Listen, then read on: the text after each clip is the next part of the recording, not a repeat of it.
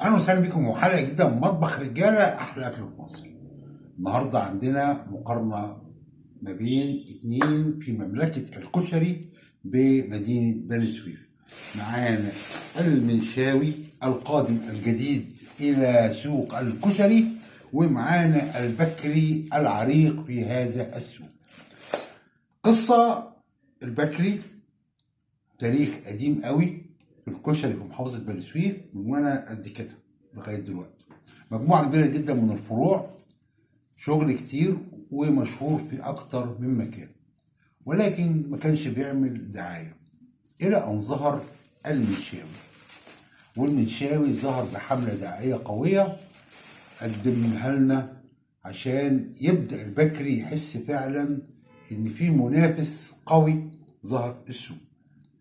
خلال الفترات السابقة كان في محلات كشري بتفتح جنب البكري، لكن ما كانش بيعرها اهتمام، ولكن مع المنشاوي بدأت الإعلانات تبدأ، فقلنا نعمل مقارنة ما بين طبق كشري المنشاوي وطبق كشري البكري. والحقيقة جبنا طبق كشري من ابو 10 جنيه، مش بخل ولا حاجة، لكن انتوا عارفين ان انا مش من عشاق الكشري قوي، وبعتقد ان الكشري اهميته في الصلصة، وبالتالي انا بحميل قوي للمكرونه. تعالوا بقى نشوف مع بعض الطبقين بتوع المنشاوي والبكري. ده نطلع كده الكشري بتاع ده المنشاوي،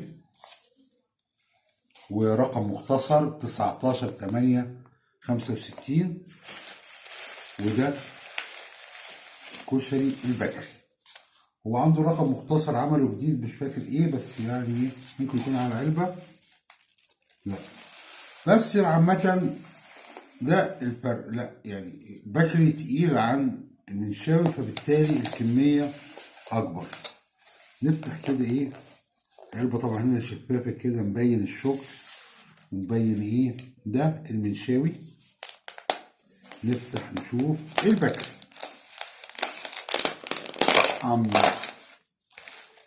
طبعا الكمية واضح انها اكتر هنا كده يعني الكمية البصل، مفيش بصل هنا تقريبا، حاجات كده على استحياء. هنا لا مكتر، هو ما كانش كده الاول، فكويس ان المنشاوي خلى البكري كده.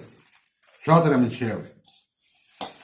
طيب نسيت انت ان شكل العدس احلى هنا شكله احلى. 1 2 العدس مش الحمص. العدس شكله احلى صح. هنا احنا لسه نخش ندوق.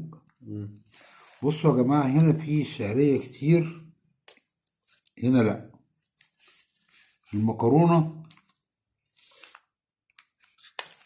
المكرونة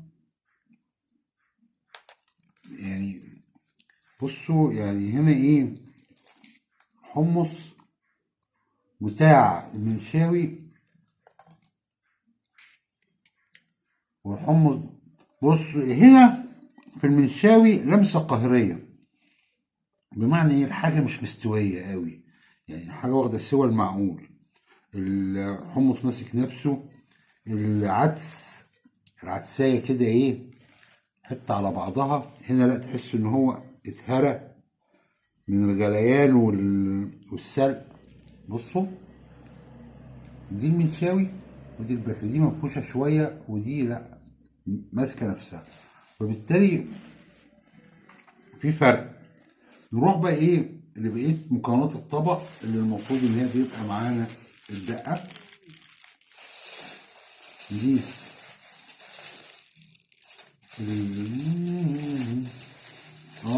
المنشاوي عمل الدقة هنا، والبكري كان عاملها كده صح؟ عملها بس مش الطبق اللي ب10 في الأطباق التانية.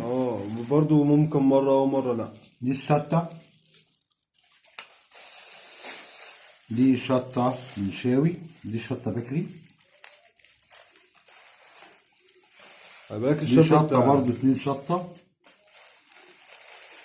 الصلصة بقى دي الصلصة البكري، دي المنشاوي. في فرق حتى في اللون، دي كده واخدة على كركم، فيها حاجة غريبة. دي لا الصلصة اللي احنا عارفينها. طب نجيب طبق ونحط الحاجات دي، طبقين اهو نركن ايه الكشري. احنا هنتكلم في المكونات، نجرب نشوف ايه الصلصه. السنتين عاملين شغل المقصورين عندي دول مخليني مش عارف افتح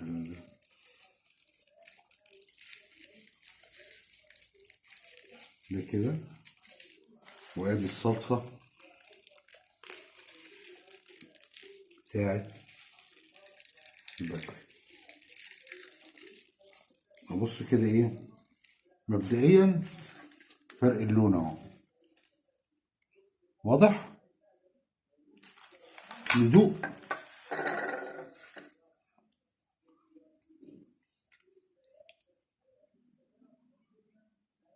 بصوا يعني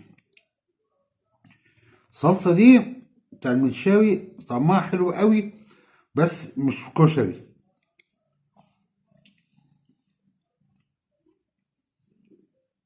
دي كشري، دي صلصه بتاعت المنشاوي فيها بهارات اكتر من بتاعت البكري، ودي يمكن البهارات ما بتبقاش حلوه قوي. لو انتوا حابين الصلصه بالبهارات يبقى عليكم بالمنشاوي، الصلصه العاديه يبقى عليكم بالبكري. الشطه تعمل فرق الشطه. هو كان في فرق بس حاليا تقريبا ممكن يكونش في فرق. هنجرب الشطه يعني ولا ايه مش فاهم يعني. نجرب الشطه نشوف بس ايه سخنه ولا لا. وكده كده هنحطها مش كده كده، ومش انت اللي هتاكل الاكل ده.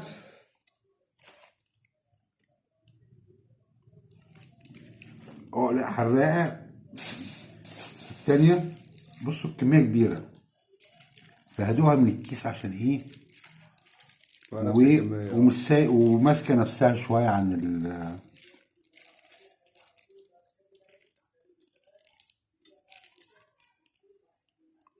لا بتاعه المنشاوي حراقه عن بتاع البكري. اعتقد الدقه يعني كلها هي ميه توم، مش محتاجه ان احنا نجربها. نحط على بعضه كده وندوق. افصل كده وكده نحط كل حاجه ايه على بعض. بعد ما حطينا في الطبقين. هنا الطبق ده خد كميه المنشاوي كلها. هنا لا لسه في شويه، ويمكن طبق اصغر سنه بس لا يعني كميه كبيره حتى باينه من الوزن.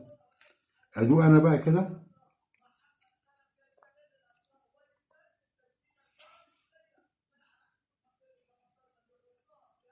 لا حلو. نشوف كده البكري.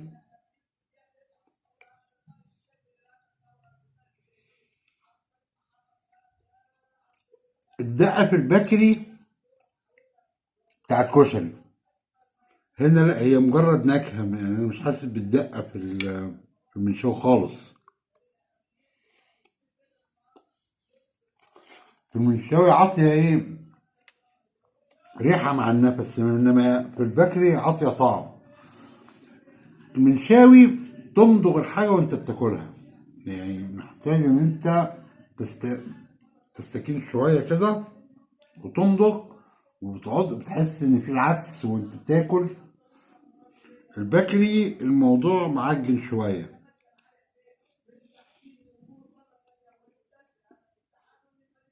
مش في المكرونه ولا الرز، لا في المكونات الباقيه اللي هو العدس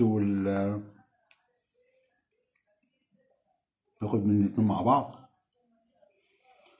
العدس والحمص والكلام ده كله عند المنشاوي حاجه حلوه بتتمضغ وتحس ان هي موجوده.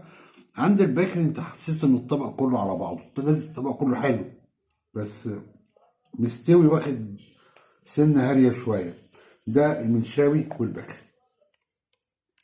دي كانت المقارنة ما بين كشري البكري العريق عراقة محلات الكشري في بني سويف وكشري المنشاوي الوافد الجديد والمنافسة التي بدأت في الاشتعال.